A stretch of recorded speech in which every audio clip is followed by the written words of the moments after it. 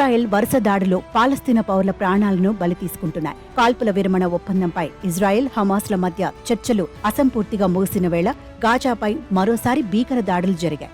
జవైదా పట్టణంపై Tel Aviv జరిపిన వైమానిక దాడిలో ఒకే కుటుంబానికి చెందిన 18 మంది ప్రాణాలు కోల్పోయారు. అల్ అక్సా ఆసుపత్రి ఈ విషయాన్ని ధృవీకరించింది. ఈ దాడిలో వ్యాపారి సమీ జవాద్ అల్ ఎజ్లా, అతడి 2 భార్యలు, 11 మంది పిల్లలు, మరో 4 బంధువులు ప్రాణాలు కోల్పోయినట్లు తెలిపింది. ఈ వ్యవహారంపై విచారణ జరుపుతున్నట్లు ఇజ్రాయెల్ సైన్యం వెల్లడించింది. లెబనాన్లోని నాబాతి ప్రావిన్స్లో జరిపిన దాడిలో ఓ మహిళ, ఆమె 2 పిల్లలు సహా 10 మంది మరణించారు. మరో 5గురికి గాయాలయ్యాయి. హెజ్బుల్లాకు చెందిన ఆయుధ నిల్వ కేంద్రాన్ని లక్ష్యంగా చేసుకుని ఈ దాడి జరిపినట్టు ఇజ్రాయెల్ ప్రతినిధి తెలిపారు. తీర ప్రాంత టైర్ నగరంలో జరిపిన ప్రత్యేక దాడిలో ఓ హెజ్బుల్లా కమాండర్ను హతమార్చినట్లు వెల్లడించారు. అయితే అతడి వివరాలు వెల్లడి కాలేదు.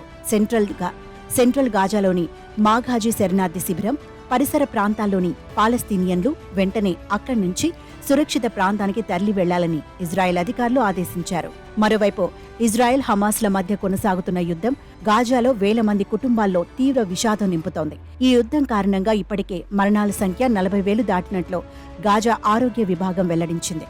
ప్రాణాలు కోల్పోయిన వారిలో ఎంతమంది మిలిటెంట్లు ఉన్నారనే విషయం చెప్పనప్పటికీ చిన్నారులు, మహిళలు అధికంగా ఉన్నట్లు సమాచారం.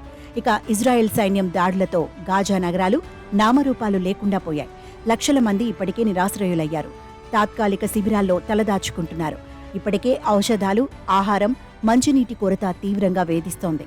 పారిశుద్ధ్యంతో పాటు ఇతర వ్యవస్థలన్నీ కుప్పకూలిపోవడంతో అక్కడి వారిని వ్యాధుల భయం వెంటాడుతోంది. పునరావాస కేంద్రాల్లో తలదాచుకుంటున్న వారిపైన ఇజ్రాయెల్ దాడులు జరుపుతుండటంతో సామాన్య పౌరుల మరణాలు అధికంగా ఉంటున్నాయి. గాజా వీధుల్లో సైనిక దాడుల్లో ప్రాణాలు కోల్పోయిన చిన్నారులను చేతుల్లో పట్టుకుని తల్లిదండ్రులు మోసుకెళ్తున్న ఘటనలో నిత్యకృత్యంగా మారాయి. తీవ్ర గాయాలతో వందలాది చిన్నారులు ఆసుపత్రుల్లో ప్రాణాలతో కొట్టుమిట్టాడుతున్నారు.